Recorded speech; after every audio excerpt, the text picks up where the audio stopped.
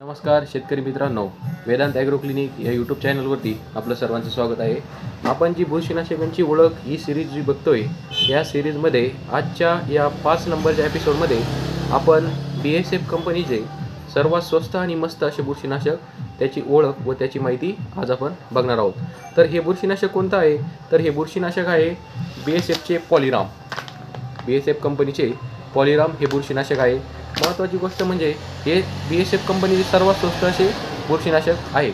आता आपणा सर्वांना माहीतच आहे, बुरशीनाशकांच्या बाबतीमध्ये BASF कंपनी सर्वात उत्कृष्ट दर्जाची आहे किंवा त्यांचे जे या व्यतिरिक्त जे बुरशीनाशक आहे, कॅब्रेटॉप असेल, मेरिऑन असेल, ॲक्रोबेट असेल किंवा वेगवेगळ्या प्रकारचे जे बुरशीनाशक आहे, त्यामध्ये सर्वात चांगल्या रिझल्ट देणारे बुरशीनाशक BASF कंपनीचे आहे. त्यामध्ये सर्वात स्वस्त असे बुरशीनाशक हे पॉलिराम, याविषयी आज आपण माहिती बघणार आहोत.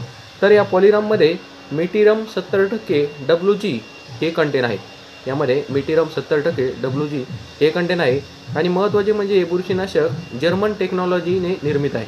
जर्मन टेक्नॉलॉजीने हे बुरशीनाशक असून याचा आपण सर्व पिकांवरती उपयोग करू शकतो.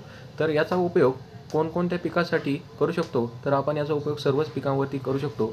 जसे की भुईमूग जर असेल तर त्यावरती येणारा टिक्का रोग असेल, त्यानंतर इतर कोणतेही पीक असो त्यावरती जे बुरशीजन्य रोग असतात, त्यामध्ये लवकर येणारा करपा असेल, उशिरा येणारा करपा असेल, किंवा आता आपले जे गव्हाचे पीक आहे, गव्हाच्या पिकामध्ये जो काही तांबेराचा प्रादुर्भाव आपल्याला जाणवतोय किंवा ऊसाच्या पिकामध्ये तांबेराचा जो प्रादुर्भाव आपल्याला जाणवतोय, तो प्रादुर्भाव नियंत्रणात आणण्यासाठी आपण या बुरशीनाशकाचा वापर करू शकतो. तर याचा वापर कसा करायचा? तर याचा वापर आपण 2 ग्रॅम प्रति लिटर या हिशोबाने करायचा आहे.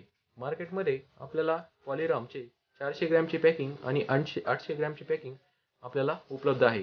तर आपण 200 लिटरचा बॅरल असेल तर त्यासाठी 400 ग्रॅम वापरू शकतो, किंवा 15 लिटर फवारणीच्या पंपासाठी 30 ग्रॅम, किंवा 20 लिटर फवारणीच्या पंपासाठी आपण 40 ग्रॅमपर्यंत हे बुरशीनाशक. संपूर्ण व्हिडिओ पाहिल्याबद्दल आपल्या सर्वांचे आभार. व्हिडिओ आवडल्यास लाईक करा, सबस्क्राईब करा व आपल्याकडील व्हॉट्सअपचे जे ग्रुप असतील शेतीविषयक, त्या सर्व ग्रुपला शेअर करा. धन्यवाद.